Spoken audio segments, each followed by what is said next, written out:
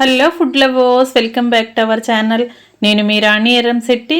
Friends, ఈరోజు recipe వచ్చేసి breakfast recipe అండి. ఇన్స్టెంట్గా చేసుకునే బ్రేక్ఫాస్ట్ రెసిపీ. 10 నిమిషాల్లో ఈ గారెలు అనేవి ప్రిపేర్ చేసుకుని ఫ్యామిలీకి సర్వ్ చేయొచ్చండి.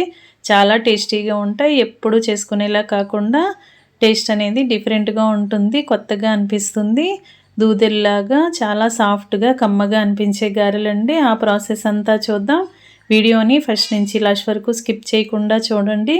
అలాగే ఛానల్ని ఫస్ట్ టైం వాచ్ చేస్తున్నవారు సబ్స్క్రైబ్ చేసుకుని పక్కనే ఉన్న బెల్ బటన్ క్లిక్ చేయటం మాత్రం మర్చిపోకండి. ఇక ప్రాసెస్లోకి వెళ్ళిపోదాం. ముందుగా ఒక గిన్నెను తీసుకుని దానిలోకి 2 కప్పుల వరకు మరమరాలు తీసుకుని వేసుకోండి. మరమరాలు అంటూ ఉంటాం, అలాగే బొరుగులు అని కూడా అంటూ ఉంటారు కదా కొంతమంది. వాటిని తీసుకుని 2 కప్పుల వరకు గిన్నెలో వేసుకుని ఎక్కువగా వాటర్ పోసి బాగా కడగండి. ఇలా బాగా వేళ్లతో మరమరాలన్నీ కూడా వాటర్లోకి కలుపుతూ మరమరాలన్నీ కూడా శుభ్రంగా కడిగిన తర్వాత 2-3 సార్లు వాటర్ అన్నీ కూడా తీసేసి చివరిగా మరొకసారి వాటర్ని యాడ్ చేసుకుని ఈ మరమరాల్లో ఉన్న వాటర్ అన్నీ కూడా ఒక గిన్నెలోకి స్ట్రైనర్తో వడగట్టుకోండి. మరమరాల్లో ఇసుక అనేది ఉంటుందండి. అందుకే 2-3 సార్లు బాగా కడిగినట్లయితే మరమరాలన్నీ ఫ్రెష్గా వస్తాయి.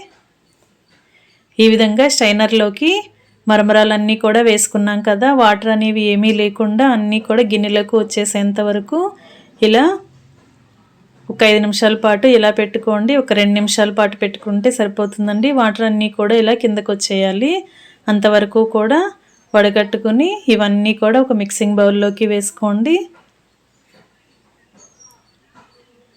ఈ విధంగా వేసుకున్నాం కదా. ఇప్పుడు మనం ఏ కప్పుతో అయితే 2 కప్పుల వరకు మరమరాలను కొలిచి తీసుకున్నామో అదే కప్పుతో 1 కప్పు వరకు సూజీ రవ్వను వేసుకోండి. అంటే ఉప్మా చేసుకుంటూ ఉంటాం కదా, బొంబాయి రవ్వ. ఆ రవ్వను వేసుకుని రవ్వ అంతా కూడా మరమరాల్లో కలిసేంత వరకు గరిటెతో బాగా కలపండి. రవ్వ మరమరాలు మొత్తం అన్నీ కూడా బాగా కలిసిపోవాలండి.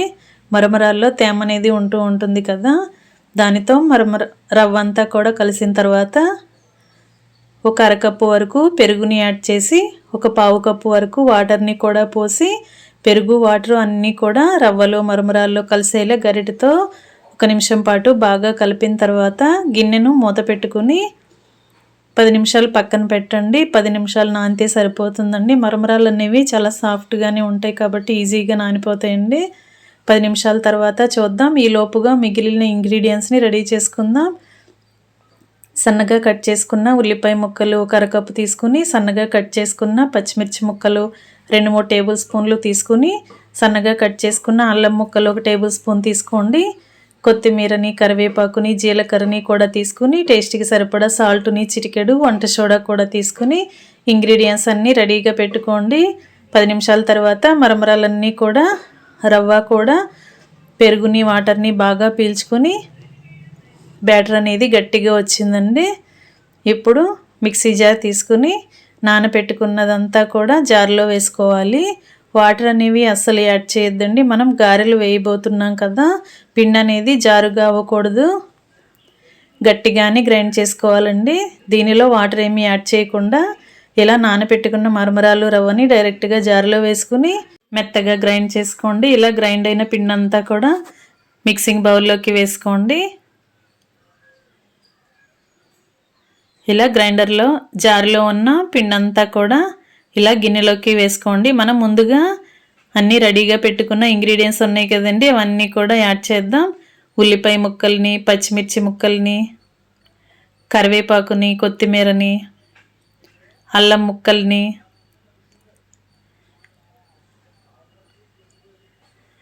అలాగే జీలకర్రని కూడా యాడ్ చేసి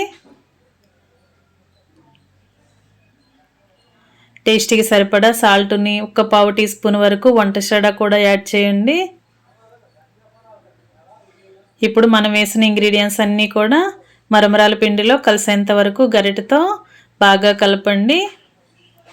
బ్యాటర్ అనేది మరీ లూజుగా ఉంది అని అనిపిస్తే మరొక 2-3 టేబుల్ స్పూన్లు బొంబాయి రవ్వని యాడ్ చేసుకోవచ్చండి.